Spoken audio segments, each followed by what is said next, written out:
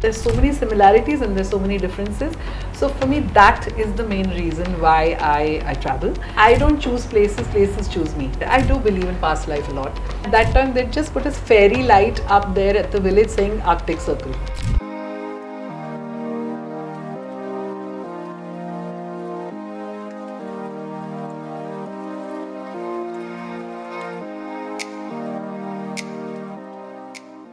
Hello and welcome to Been There, Seen That, where we bring to you tips, tricks and secrets about travel to your favorite destinations by people who've actually been there and seen that. I'm Aayushi and today I have with me... Hi, I'm Anuraadha Tewari. I'm a writer, director and a part-time psychotherapist and of course a full-time traveler. Full-time travel, okay, that's interesting. So how many countries have you been to, if I may ask? Only 54. Only 54. This is like saying only 5 crores because you can never have enough when it comes to Absolutely. traveling. Out of 195 countries, if you've just done 54, it's okay. Yeah, that's 1/4, not even 1/4. So yeah, fair enough. So there you go. 54 countries, but that's insane. I know you probably might not be able to answer this, but if I had to ask you for your like top 5 destinations. Yeah, that's really difficult because it's almost like choosing amongst your exes. But you can do that too. So I would just like maybe just from the top of my head and in no particular order of preference, I would say Finland, Argentina, Peru, South Africa, Australia. Wow, it's spread out across the world. So you've been on every continent, I'm assuming. Yes, I have. Wow, lovely. So, okay, if I have to start with Finland, why Finland? In order to answer that, Aayushi, can I just step back and give you just a more, like an overview of how I reached Finland? Yes, as course. my top choice. Yeah. I traveled maximum in my 30s, which means roughly 10, 15, 20 years ago. So it was a bit different then because a lot of the apps didn't exist. And, and I was really one of the few travelers, amongst everybody actually. And everyone knew that, I was that mad person who would just show up somewhere. And, I've been to countries where they would say, why would you go there? Like, Turkey kaun jata hai? And like, everybody's in Turkey now, And similarly, when I went to South America and they were like, oh my God, that's so far. Why would you go there? And then now, truckloads are everywhere. So I just come to the main point that, actually the reason why I figured that in Finland, and which is why I, picked this up, is that I figured that for me, travel is a spiritual journey. Travel is for me to find myself in different spaces. It's also to experience the earth's energy in different parts. So I would end this by saying that essentially I figured that I don't choose places, places choose me. So when a place literally just calls me like, come here, I kind of get that calling and that's how I travel. Can you tell me something like what was these other discoveries that you maybe found about yourself when you were there? Sure. So for starters, yes, you're right that, in that sense there was a calling, but of course, having said that, obviously you're going to go there for northern lights and for husky rides and for snowmobiles and for hot Finnish men and, so on and so forth. So of course, and hopefully seeing some Eskimos and stuff like that. So it's not like we weren't going for that. So let me just make this very clear that while the motivation may be profound and deep at some level, the idea of traveling is very shallow. Okay. Which is like, for example, I believe in luxury travel. Like for me, slumming it out or being in hostels, just not for me. And never was. Absolutely not the backpacker. I'm totally into carrying suitcases. The only difference is that earlier I used to be excess baggage from India only. So now at least I'm light enough to reach there without excess baggage and maybe pay excess from there or buy a suitcase or whatever. Right? That's growth. Completely. It's spiritual evolution. Yeah. So, or literally losing the baggage, right? So it is. So and it is. It's not really not connected. But so with that, that was one. And the other is that I don't always solo travel. I travel in various ways. So there's solo, there's me traveling alone, going to friends, or with large women groups. I travel with something called WOW, that's Women on Wanderlust, and I do recommend them, run by my friend, and I've done quite a few trips with them. But this particular one was also the kind of trip that I've done very often, which is the 3 girls trip. And in fact, I'm writing a film about that as well, because a 3 girls trip is very interesting because it's 3-way, so it's not 2 and it's not 4. It's an odd number. So there are so many permutations, combinations that happen there. It's so much fun. And from like the sharing of the room to the, how you spend your money, and and that one hot boy who could be your Brad Pitt in that film, or so on and so forth. So that's how I went to Finland. I went with 2 other friends, 2 other girlfriends. And so there was just 3 of us who landed up there. The way I travel also is that I'm usually the one who's the travel agent. I make all the bookings and everything. Okay. So I make the itinerary, and the idea is to have some chosen destinations. So it's a mix of, I would say, structure and flow. I generally have a plan when I'm traveling. I have a sort of a protocol or a way, because I'm a typical Leo. I'm very structured at some level. So I am about structure and flow, which is what we employ in writing as well. So my idea is to have some sort of an outline and a plan, like these cities and these whatever, and then leave lots of space for adventure, for impromptu, for whatever, and also lots of rest time. Because like I said, I'm a luxury traveler. I do not believe in slumming it out, or just being tired, or just being put off. So yeah. So that's how we did Finland as well. So obviously you take a flight from here to Helsinki. At that time it was via Delhi, but I think there's one from Bombay also now. And then you arrive in Helsinki. Now the other thing that we had planned, which was our excitement, is that to go to a cold country like Finland in the dead of winter. So we landed up on Christmas and we were there for like, the next 10 days. Wow. And yeah, that was amazing, because of course it's cheaper firstly, because it's really cold. It's minus 40 degrees. Oh my God. So that's how we planned it. So it was definitely cheaper. Also the excitement that there was only going to be 3 hours of sunlight, and that's 12 to 3, and it's in the afternoon, and otherwise it's dark throughout. So that was also very adventurous and exciting, that how's that going to be like? So literally land of the midnight sun. Although I had experienced that in Argentina in a different way, because when I got to Argentina it was the reverse. There was only daylight and just 3 hours of dark. So there were people dancing in broad daylight, but it was 8 o'clock, and at 12 o'clock, Wow. whatever. So yeah, so this was the reverse. So I'd done Argentina earlier, and I was reversing it by going to, the Arctic Circle. So that's what, so it was Helsinki first. And then, so I also, because, it's 10 days, so you sort of split that up. And so it was, I think, 2 days of Helsinki. And we did a white Christmas there. And then we flew to the other places. So my next destination was a place called Ivalo. You flew there? Yeah. So Okay. in Finland, you will have to fly most places, because those are a little distant firstly. And also because it's very cold. And also, yeah, I really must tell you, I don't know if it's shifted now, because I did go about 10 years ago, is that there are very few people there. So that's the other thing, that, you're always walking around saying, where are the people? And I'll tell you about my airport adventure a little later, about, people or the lack of it. So yeah, so you fly. So, and also because Helsinki is the south of Finland, and Ivalo, which is the Arctic Circle, is the north of Finland. So you have to fly there. But once you're there, unlike what you think, that Arctic Circle, maybe it's all snowed out and you're just going to see polar bears and whatever, it's nothing of that sort. It's a full-blown proper small town with proper roads and, everything. And, lots of things sorted, buses will drop you wherever, and, so on and so forth. And we actually stayed in an Igloo Camp. So, I'm sure, so actually, yeah, I'm so sorry, I forgot to mention that the reason why Finland called me first was, there was these memes and pictures on Facebook, those igloo tents where, they have the sky, whatever, Yes. and you see, like, the lights Yeah, there. yeah. I saw that and said, that's it, I'm going there. Wow, it's one of my dreams Yeah, to stay in there. It was amazing. So that's what we did at Ivalo. And Ivalo is the place where you do most of your, sort of sightseeing or Finnish stuff in that sense. So we did. Yeah, which is what? Which is first is the Huskies ride, which by itself was an adventure. And if you want me, I can talk to you about it later. But it's adventurous because it's basically you're on a sledge, or sleigh they call it, and you have like about 10 husky dogs tied up with ropes who are just running madly. Now the thing is, you don't have any control. There are no controls on this, and everybody is in a caravan, so they are just running mad.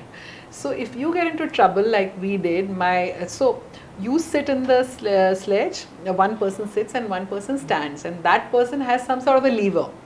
So I had a partner who was from Singapore. Obviously, we just met there and we just, were going on a Husky ride.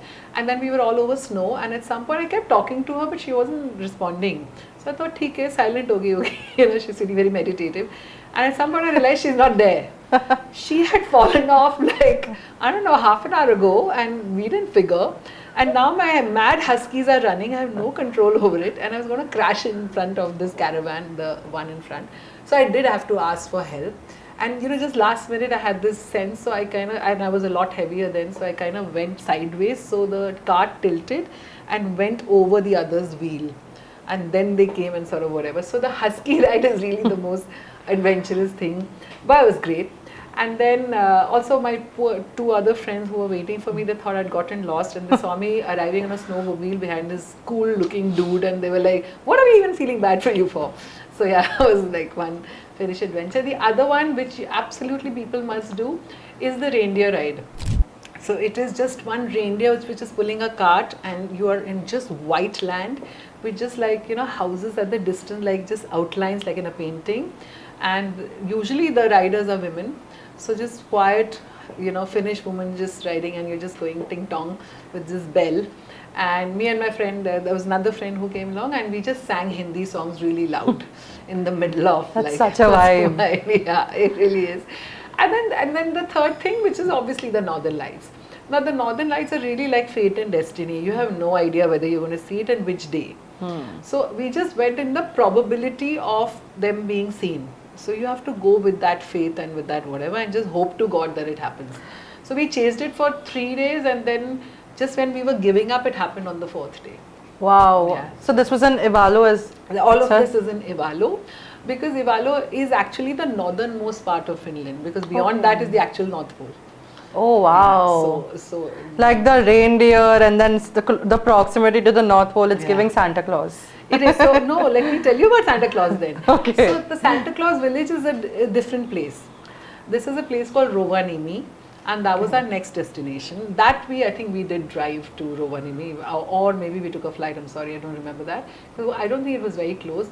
That's called the Santa Claus village, and there's actually at that time they just put a fairy light up there at the village saying Arctic Circle. So then you're that's like, so okay. cool. You're like, okay.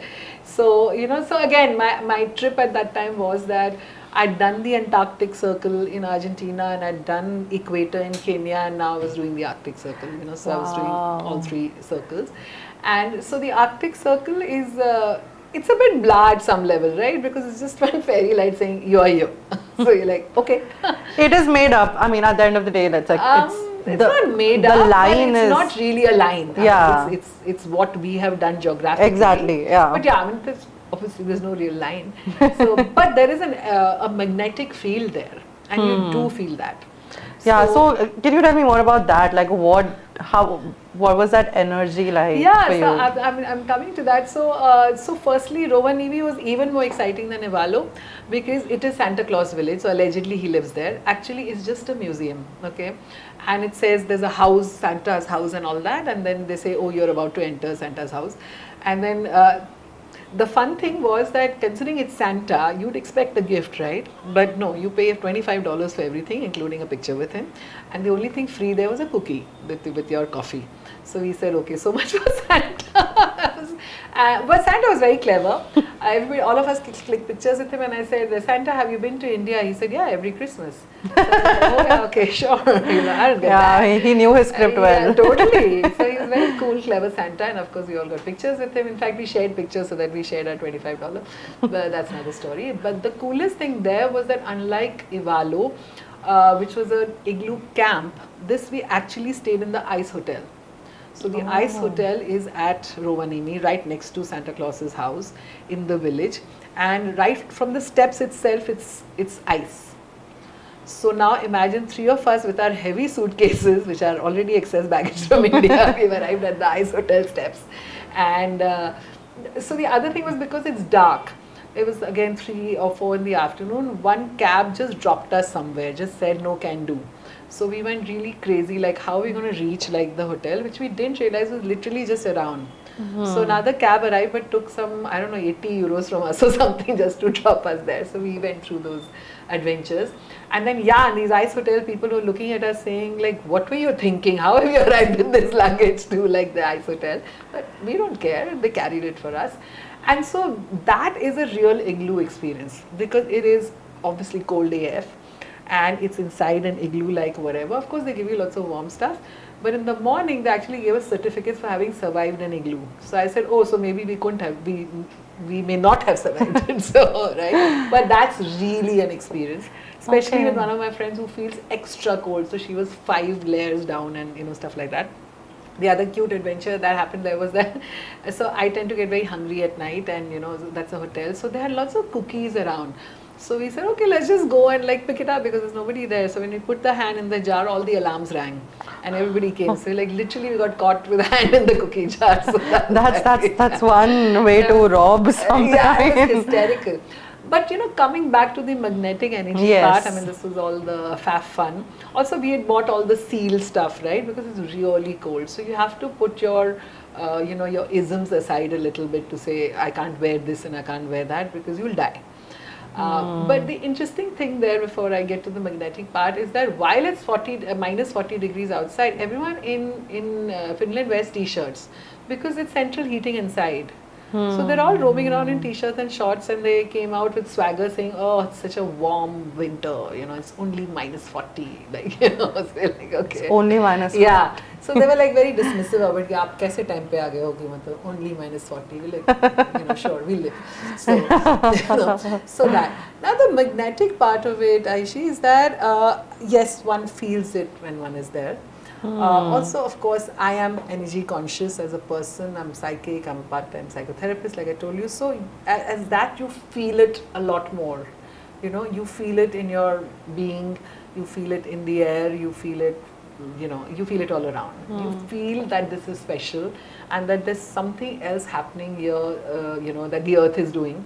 And that you're so grateful and so you feel so special that you are there experiencing it. Actually, the northern lights, I mean, you know, that's like spectacle in the sky. It's unthinkable, it's inexplicable, you cannot really talk about it. So in that magic moment, of course, I mean, I always have that moment anywhere I travel is that, oh my God, I'm alive, wow, you know, or like I'm still young by relatively, you know, and, or just, you know, I'm alive, I'm around, I can do this and whatever. So that moment when you have with the northern lights is something else. And secondly, since we are on to this topic, that's for energy conscious people is that we also have the ability to engage with nature.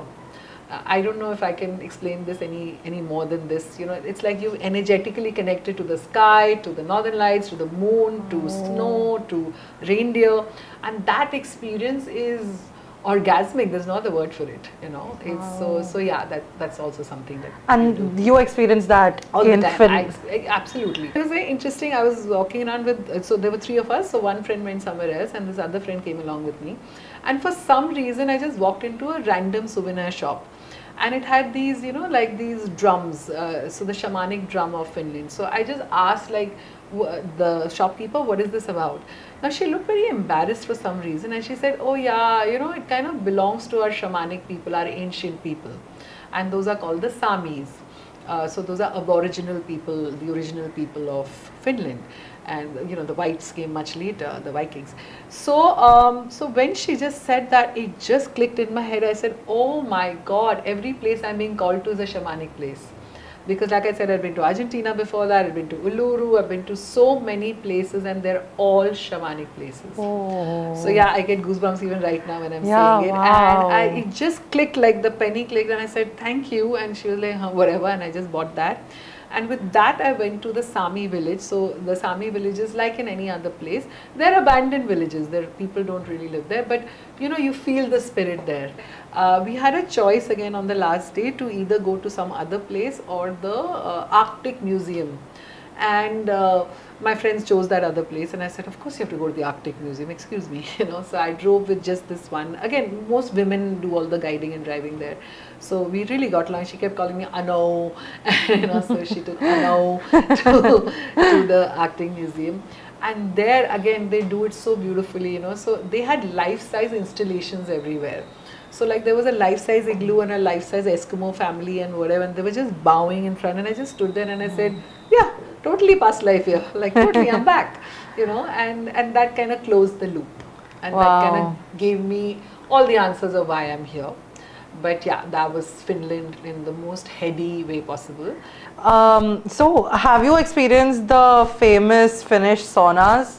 Did you do that? And oh, absolutely. And any tourist traps or anything that we should be aware about, or no, not really. So the Finnish saunas, absolutely, they live up to the expectations. I'm also a massage addict and a connoisseur of massages. Okay. So I have to go and try that everywhere, from the hammams to the whatever. So in that, no, I would say the Turkish hammams are head and shoulders above Finnish saunas. So saunas are such a big part of that culture. It's like, I don't know if it makes sense to you, but you experience the civilization through that. yeah, you know, it's no, like, makes sense. yeah. It's a part of their everyday life. Yeah, because of course it's so cold. So you know, the sauna, as they call it, is a very big deal. So yeah. You know, I'll just tell you the last one, because that was actually our last in Ivalo, and it was hysterical because, so we had an evening flight, but our hotel obviously we checked out, and also we said instead of hanging out anywhere, let's just go to the airport. So this was 3 in the afternoon, and this driver just drops us there, and the airport is shut. There's nobody, because they have just 2 flights in the day. So, you know, you must take cognizance of this. So now we have 3 girls stranded outside an airport which is shut, and it's snowing and it's dark because it's Finland at this time. So we didn't know what to do.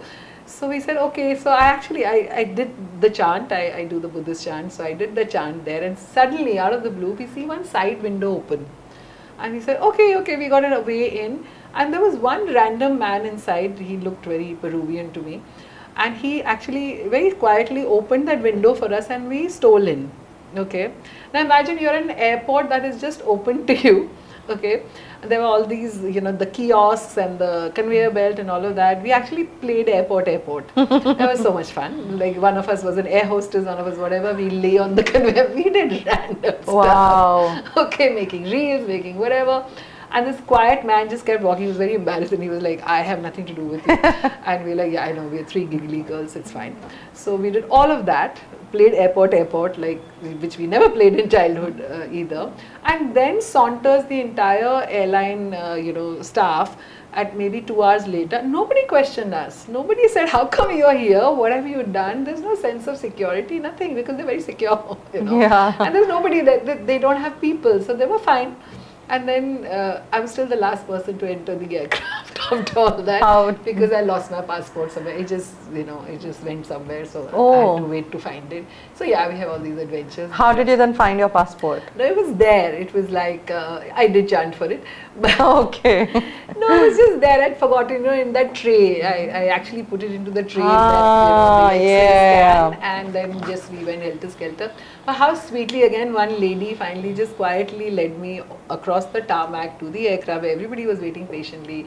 Nobody had a problem, and it was just so sweet. Yeah. But that's Finland for you. Yeah. That's great. Very hospitable people. Extremely so. And also, yeah, the only Indian we ever saw was, I think a Sardar person who was like the cleaner at the airport, and that's all. There were no Indians there at that time. I do believe it's very different now, but sure. But yeah, I think even because it's also so far north up, and most people would be in the main cities, I think. Yeah, that's right. Yeah, Helsinki would be the main place, and yeah, the rest of it is a bit remote. But I think now it's quite an Indian destination as well. So yeah, I'm sure, but not as popular as Iceland still, I believe. Yeah, Iceland, because films got shot there. Yes. So Bollywood and Shah Rukh and Kajol. Yeah, Gerua was there. That's right. Yeah. So, is there any app that you can use to track Northern Lights? Because I think there is, or did you just like ask people? I don't think there is one, because I don't think it can be predicted. Okay. Because it is to do with the photons in the air and stuff like that. It's a bit like a weather report. So I think there might be some, though we certainly didn't do that. I mean, we just did booking.com, that's it. Okay. You know, and whatever else for flights. And like I said, you know, I fix a few things and then I let it all flow in the middle. I don't want to be over planned on anything actually, and definitely Fair not travel. And Northern Lights is actually, you can never plan them. Yeah. It's either you're going to be blessed with it or not. There are people who've come back without it. And yeah, people who've seen it on like the 10th day of like That's 10 days of waiting for it. Yeah. So you Or never like, know. some are blessed with like the first day and then they've seen it 3 times over. So you know, Wow. it's Yeah, whatever. fair enough. Yeah. So, you know, I have one question about the ice hotel. So, like the room, the interiors, everything was ice. Everything is ice. Even the bed. The bed is ice as well. So there are these really high beds and there are ice, and the bar is ice, and the stools are ice, and the tables are ice. Everything is ice. What's the name of this hotel? Do you remember? The Ice Hotel. Okay. Well, The that's Ice explanatory. Hotel Rovaniemi. Yeah. That's what Okay, it is. And so all the interesting. lights there will reflect a certain, so it looks very psychedelic. It's totally out of the world, okay. literally. But like I said, cookie jars where if you put your hand in, the alarm goes. Yeah. So psychedelic lights, is that also something that maybe like triggers some energy or some? That's a good question, but when I think about it, it's actually the reverse. That maybe if you're feeling so sort of evolved and ethereal, I think the psychedelic lights bring you back to earth. You know, it's so earthy. Okay. Yeah, Interesting. You know, I didn't think of it like that, but it's true. That did that to you. That, you know, Yeah. it's a very earthy experience because it's igloo, it's ice, it's cold, and you know you're in your seal this and seal that, and you know, what are they, the sleeping bags, and so on and so forth. And yeah, and you know, there is somebody who says, okay, when you go in, we'll kind of tuck you in and shut you up, so you could. I mean, it's not claustrophobic at all. I mean, it's really big, but somebody may have, you know, that kind of a feeling or experience. But it's fabulous. Like, you got to do it. So if say for someone it is, you know, that overwhelming, what are some ways in which they can ground themselves? By doing grounding meditation, and such a good question. But then you have to learn grounding meditation, which is very simple. I can share with you right now. If you can just, so all of you, if you can just, I'll do this on you right now. Let's do a live demo. Okay. So Aayushi, sorry, if you can just sit up with your spine straight. And This is always a struggle among corporate slaves to sit with the spine straight. Okay. But do that, and if you can shut your eyes now and take 3 deep breaths and focus on your breath. 2 and 3. Yeah. And now just imagine that there is a beam of light that is emanating from the base of your spine all the way to the earth. And just experience that it is actually anchoring you. And the only other thing you have to now think of is that the top of your head has a sort of a shutter that opens, and a huge white beam of light enters that from the sky. Allow this light to enter you. It feels beautiful, it feels light, it feels tingly. And let it now travel down from your head, down to your spine, and down to that beam of light that emanates from the base of your spine all the way to the earth. And just let yourself be grounded. Allow the love of planet Earth to engulf you through this. Feel grounded. And then slowly let that beam of light from Earth recede back to your spine. And let all this light fill you up entirely. And then shut the shutter on your head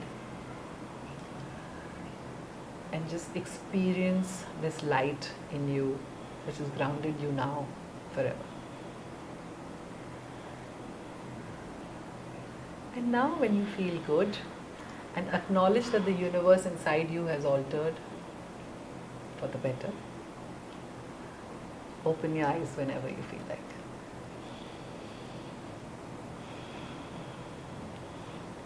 That was really nice. It was like being transported in some other world. Did you feel that? Yeah, Feel definitely. grounded? That's one good tip to do that. And for more such tips, you should definitely follow Anuradhima. Yes. On Insta. Yes, on Instagram.